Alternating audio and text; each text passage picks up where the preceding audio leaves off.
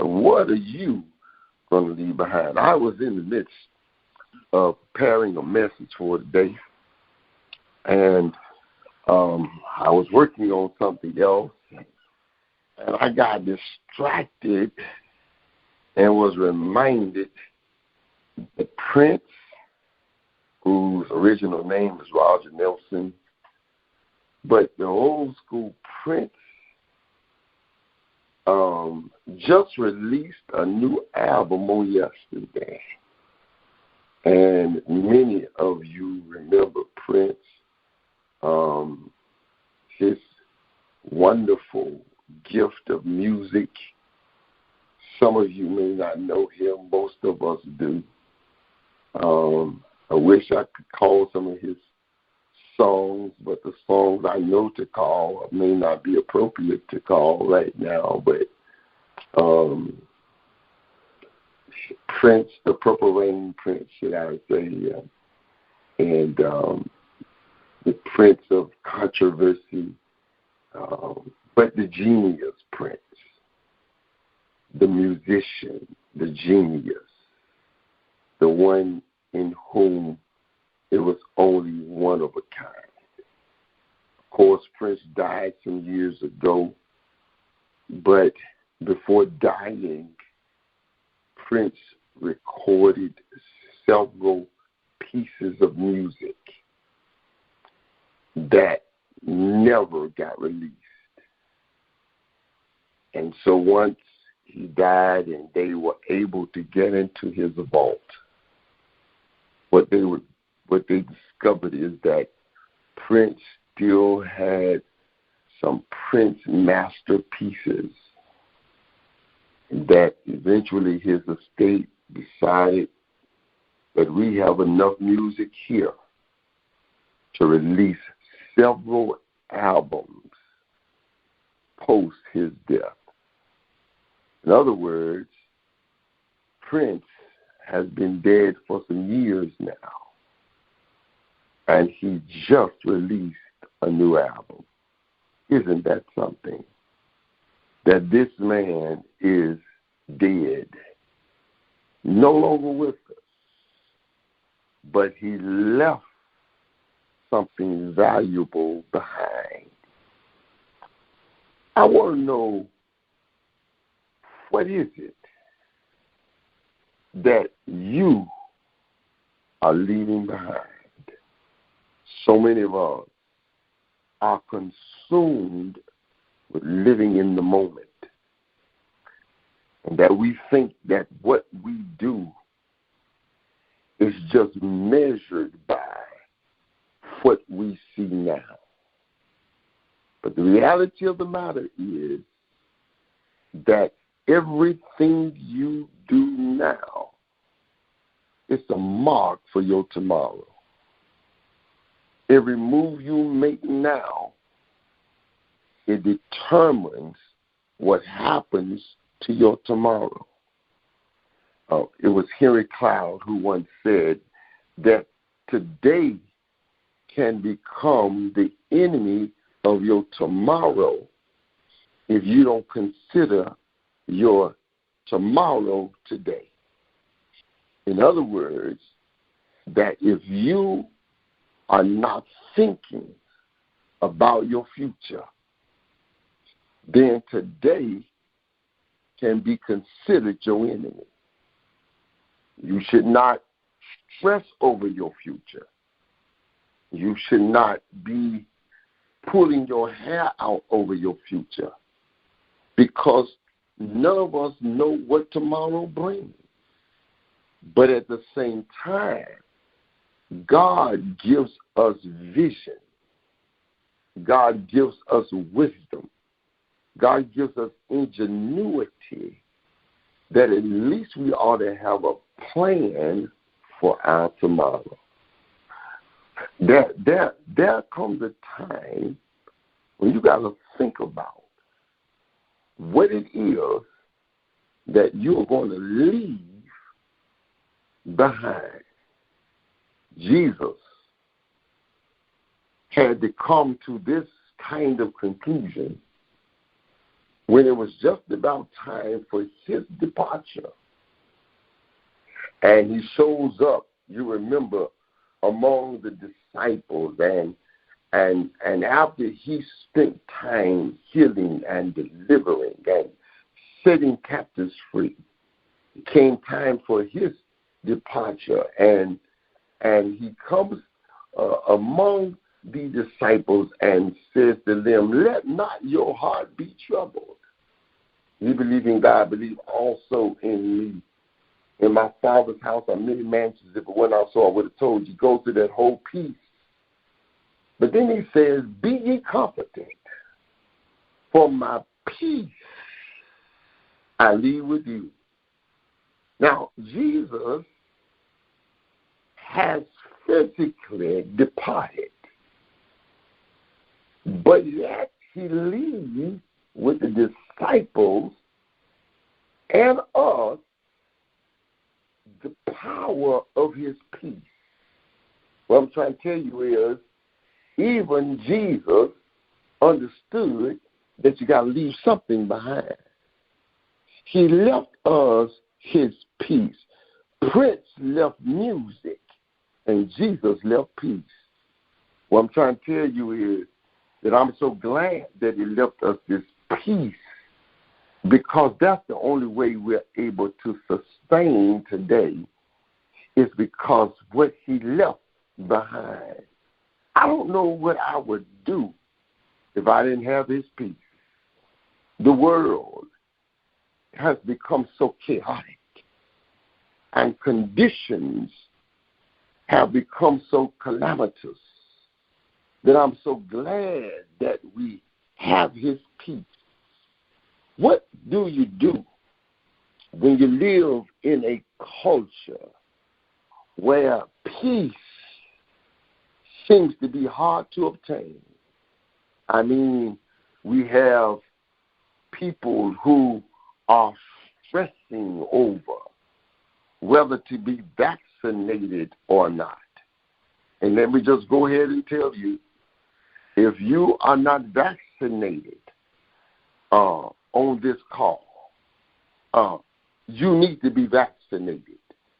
They have already projected that it's going to come down to either you being vaccinated or you ending up with the Delta virus. Over at the hospital right now, there are people, there's a whole floor of people that's just loaded with the new case of COVID. And I understand that none of them have been vaccinated. The vaccination does not keep you from getting COVID, but it keeps you from getting put into ICU and having to be put on a ventilator and these kind of levels. There is an answer. There's something for us to obtain that we can have some peace. Just this past week, Simone Biles, she pulled out of the Olympics because she was dealing with something going on in her mental self. I want you to know that now they're calling it the twisties, but that's not what she originally said. She said that I must pull out of this because I need to take care of my mental self. My mind, my focus was not on this. And she said, if I did not pull out of this competition, I would eventually hurt myself. What I'm trying to tell you is, she understood that her mind was not in the game. She understood that she was mentally fatigued. She understood that she was mentally stressed. And there comes a time when your mind can be fatigued. You can go through mental stress, and you can have a breakdown and still smiling. You can have a breakdown and still functioning. You can have a breakdown and still be at work. And people don't understand when you have a breakdown and they think that you're losing your mind, you're going crazy and all that stuff. No, that's not it. It's interesting to me that people will understand that if you're lying in the street with your head bleeding, that you need some help, they'll take you to the emergency room. But if you say you need a mental break because you're having a mental breakdown, they'll think something is wrong with you, when in fact all of us need a mental break every now and then. All of us need that time where we need to pull away and deal with what's going on in our minds so that we can seek that peace that God has promised us.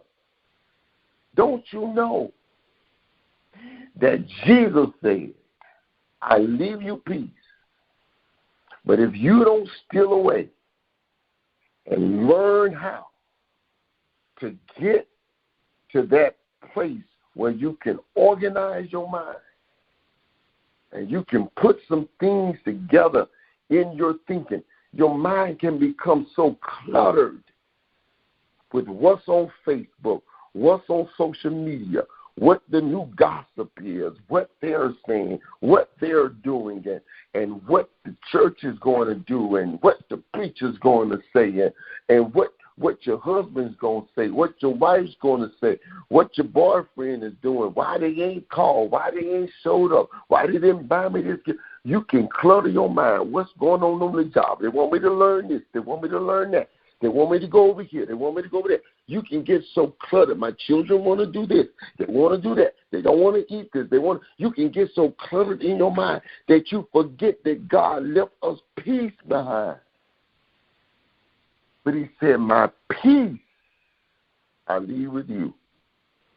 What I'm trying to tell you is, don't you waste your life chasing confusion. You ought to be praying for his peace. And look at this, and I'm almost done. He says that the peace that I leave you is not even as the world gives it. Let me tell you something.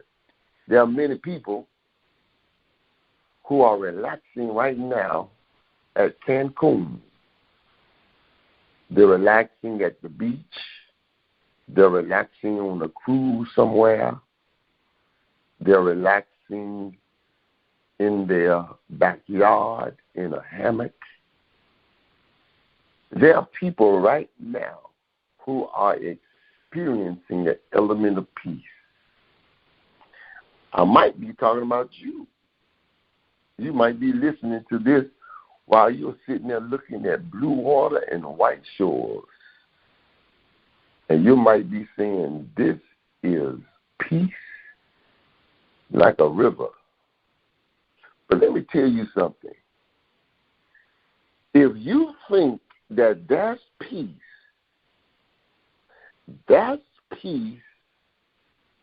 as the world gives it. Because it is the tangible. You had to have something tangible to get you there. But real peace, Jesus said, is the peace that I give you that may not have anything to do with a beach. That may not have anything to do with a hammock. It may not have anything to do with smooth music. That what I'm trying to tell you is that when he gives you his peace, and I'm done, you can be in the midst of hell, and he keeps you cool. You can be in the midst of confusion, and he got you as cool as a cucumber. You can have calamity all around you, and your blood pressure is just as steady. You can have crying all around you and tears flowing all around you, and you just as calm. That's the peace that he gives you. That surpasses all understanding. Have you ever been to that place where you said, if this one thing happens, I'll lose my mind, and that one thing happened and you did not lose your mind? That's the peace that he gives you. that the world can't give you. And the world can't take away. He said, I give you my peace, and I'm leaving it behind. What are you leaving behind? I tell you what you ought to leave behind. One, you ought to leave a legacy behind. You ought not spend every dime you make. You ought not spend every piece of penny you make. Those of you who are getting child checks for your children now, I dare you to spend that money. You better not spend that money. Put that money up in the savings and save it for your children, that your children, if they're 2 years old now, you put those checks away, you could probably pay for your children's college education when it's time for them to go to school. Put it in an investment fund. What are you leaving behind? Do you have your will ready? Have you written a will? Where is your will? What are you leaving behind? What are you leaving behind? Where is your will? Where is your will? Have you sat down and gotten a will together so that if something happened, your children won't be fighting each other and fighting over china and fighting over forks and spoons? What are you leaving behind? What are you leaving behind? What are you leaving behind? Are you leaving a good name behind? Clean up your character. Watch what you do so that people will be honorable to say they belong to me. What are you leaving behind? What are you leaving behind? What are you leaving behind? Do they see strength in you? Or are you going to fold over because a little trouble came your way? What are you leaving behind? That's the question. Jesus said, I leave my peace. Not as the world gives it, but as I give it. You ought to praise him in the morning.